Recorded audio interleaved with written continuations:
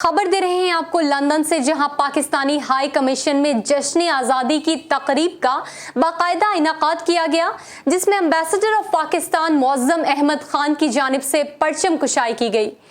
तकरीब में पाकिस्तानी कम्युनिटी ने बड़ी तादाद में शिरकत की। इसी पर बात करते हैं bureau chief London Khurram Shahzad से। जी खुरम, बताइएगा।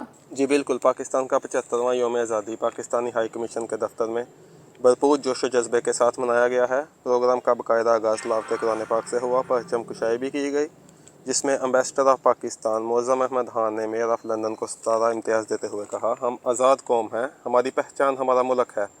ओवरसीज़ पाकिस्तानी पाकिस्तान की तमीर व तरक्की में अहम किरदार अदा कर रहे हैं। इस तकरीब में पाकिस्तानी कम्यूनिटी, डॉक्टर्स, वकला, सियासी व समाजी शख्सियात के साथ बड़ी तादाद में लोगों ने शिरकत की।